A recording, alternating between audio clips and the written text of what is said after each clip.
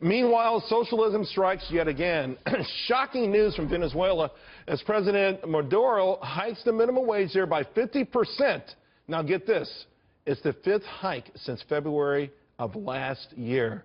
Brenberg and Shelby Holliday are back with me to discuss. Shelby, I got to tell you, this is absolutely nuts. It's just all gone haywire, and now they're making another classic mistake, raising these wages artificially. Yeah, I mean, you said it's a shocking development, and it is shocking. On the other hand, it's not shocking at all. We've seen this 5 times this year. The IMF says inflation is rising to 1,600% this year.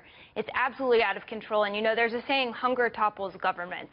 Well, instead of controlling all of the prices at supermarkets, they're now deciding maybe some supermarkets can charge free market prices, which has also plunged the country deeper into chaos.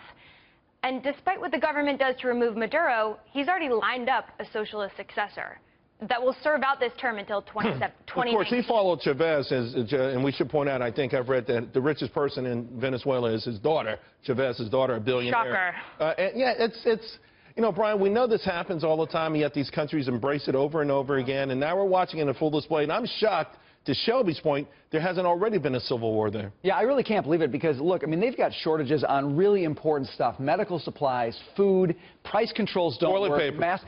For years, baby formula. For years, it's been this. Yeah, it is kind of shocking that we haven't seen a bigger revolt from people, but it just goes to show you cannot control the economy from the top. That's why socialism does not work. Coercion as a policy to get the economy growing never, ever works. Venezuela's been at it for years. So let me ask you, I'm going to slightly shift in toward America because although Bernie Sanders didn't win, there are progressives in democratic cities that are embracing these sort of mindsets. With Philadelphia, this new soda tax is outrageous. It's just, to me, it's a war on the poorest people in that city. And it's not the first time this idea has come up. We had to deal, it wasn't passed in New York City, but it was floated here. And people absolutely hate it. And it's not surprising they hate it after an election where people said, hands off of my health care, hands off of my taxes, government, get out of my life.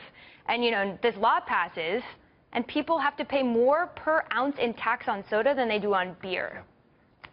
But not a shocker. So now soda is a quote-unquote sin, right, because it's a sin tax. But it also extends to 0-calorie drinks, which is shocking. Yeah. Energy drinks. How do the progressives sell this to poor people who keep voting for them and they keep making their lives tougher? They don't sell. They ram it down their throats. And you're right, it's a regressive tax. And here's the other thing. It doesn't work. It may reduce on the margin soda consumption, but guess what people do? They drink more milk, which has more calories, or they drink more beer. It ends up almost making no difference at all on their body mass index, which means the health benefits aren't there. So you get this policy, and by the way, why do the politicians say they want to pass it? To fund parks, to fund schools, to fund pre-K. Do they want people to stop drinking pop, soda pop? Absolutely not, because if they stop, what happens? All the funding dries up. What else are you going to tax? If you really don't want people eating sugar, there are plenty of other things you could tax. So but I think, though, the most important easy grab, it's a low-hanging fruit. A city like Philadelphia has a fair amount of people who just, they're at the lower end of the echelon. And yet they're going to bear the big brunt of this. And you keep wondering, they talk about income inequality. You look at the biggest places in this country where the largest income inequality gaps, and they're always cities or states run by Democrats for decades, not just recently, for decades. Yeah. No, I mean, look, Philadelphia should be talking about how do we get businesses to grow here? How do we improve investment? How do we change these things that actually make a difference in people's lives instead of taxing their soda pop? I mean, it's such a misdirection of energy and time and effort, and it's hurting the least well off. Are you from the South originally? I'm from Minnesota.